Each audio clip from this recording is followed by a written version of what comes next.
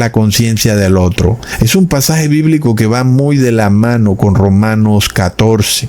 En este caso, Pablo nos está reconfirmando lo dicho por Jesús cuando dijo: dad al César lo que es del César y a Dios lo que es de Dios. Entonces, los impuestos son para el César y la conciencia es para Dios.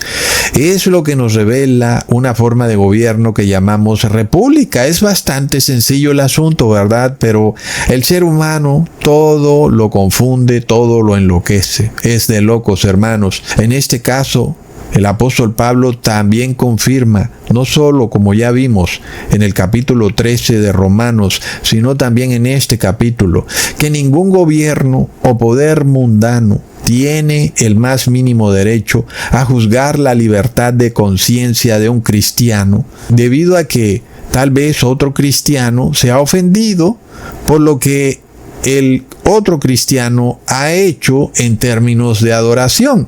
¿Verdad, hermanos? Como el caso que presenta el apóstol Pablo. Pero el problema no radica entonces en la conciencia de este cristiano que es libre, como lo era el apóstol Pablo, ¿verdad? Que tenía un conocimiento fuerte y avanzado de la palabra de Dios. Podemos decir que tenía una conciencia fuerte. Pero el problema era el cristiano de la conciencia débil. Ahí es donde estaba el problema, porque es un cristiano que no está enseñado en la verdad bíblica correcta. Sin embargo, el apóstol Pablo está aclarando un pequeño asunto, como una pequeña controversia que surge cuando de repente están juntos dos cristianos, uno con una conciencia fuerte y el otro con una conciencia débil. Entonces el apóstol Pablo revela en este pasaje bíblico que solo por decisión personal, este cristiano que tiene conciencia fuerte o es fuerte en la fe, decide abstenerse de algo, nada más porque ese otro cristiano que tiene una conciencia débil se ofende. Y él dice que sí, que eso está bien hecho, ¿verdad? El ejemplo que él pone es el comer carne sacrificada a los ídolos, que como sabemos, el ídolo no es nada. Entonces el apóstol Pablo es bastante claro. Por ejemplo, si vas a ir al supermercado y vas a comprar algo, vamos a suponer que es un enlatado, pues tú no quieres saber qué empresa lo fabricó, si son de una religión o de la otra, ¿verdad? Tú simplemente compras tu lata de verduras y listo. No tienes necesidad de estar preguntando si los que fabricaron esa lata de verduras de repente son budistas y consagraron esa lata de verdura a Budas, o como ocurre en Occidente muy frecuentemente, que las empresas adoran a la Virgen María y consagran sus productos a la Virgen María. Pues eso no es problema tuyo. Tú compras el producto y te lo comes. Y el problema es de los que blasfeman, no tuyo. Pero de repente alguien que es débil en la fe puede verte haciendo eso y pensar que tú estás apoyando a esa empresa, ¿verdad? Cuando realmente tú no tienes por qué ser culpado por lo que hagan otras personas. Entonces es como la pequeña controversia que está revelando el apóstol Pablo aquí en este pasaje bíblico. En el caso de comerlo sacrificado a ídolos, como sabemos, un ídolo no es nada.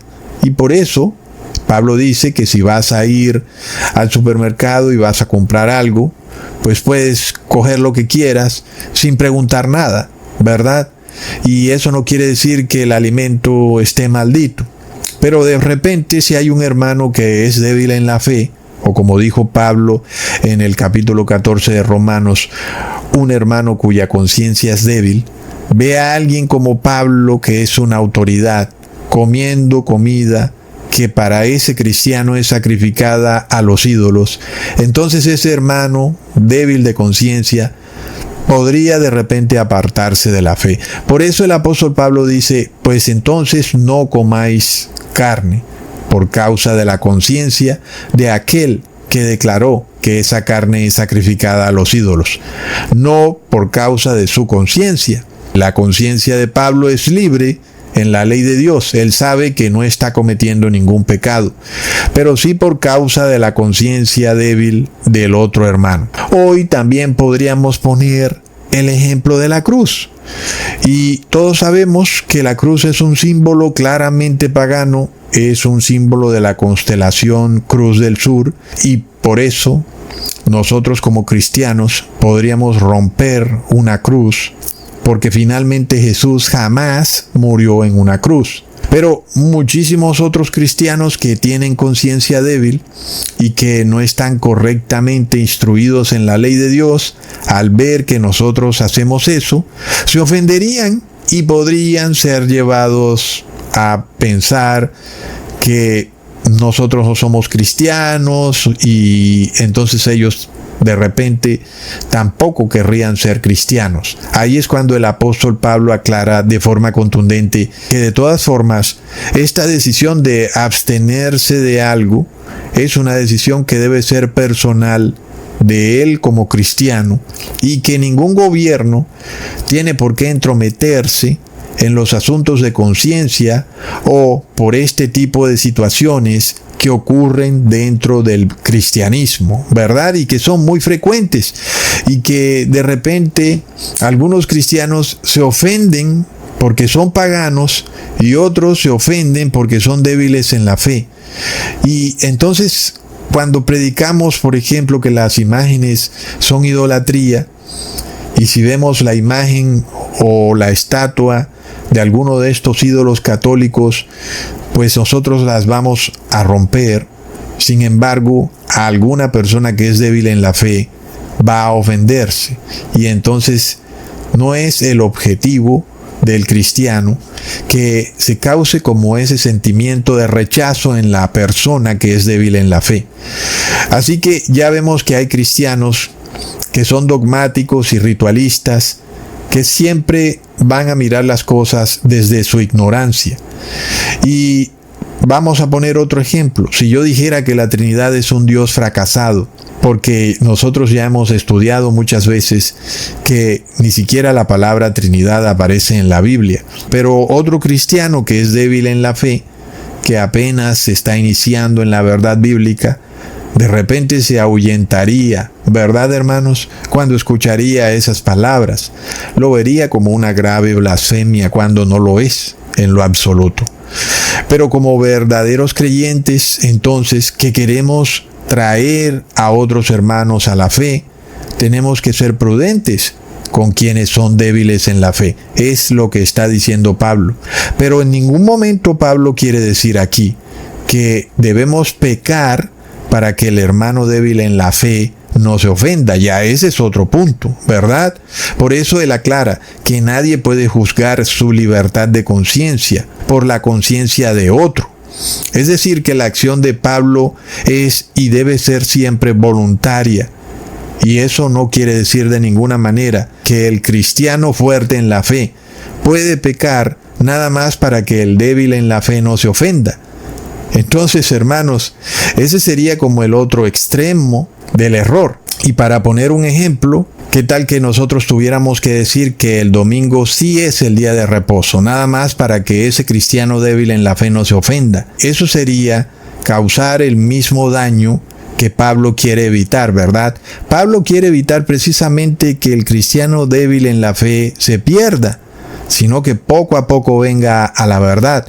Pero si nosotros de entrada lo engañamos para que no se ofenda, sería como el otro extremo del error, porque ahora llevamos a ese cristiano a error.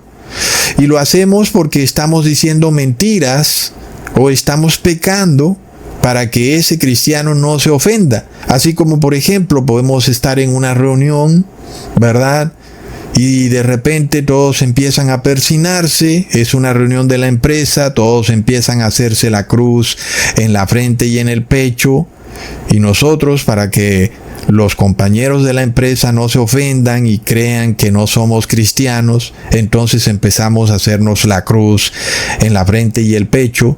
Ese sería el otro extremo del error, y es mentir y llevar a ese cristiano débil en la fe a error solo para que no se ofenda. Esa tampoco es la idea, ¿verdad, hermanos?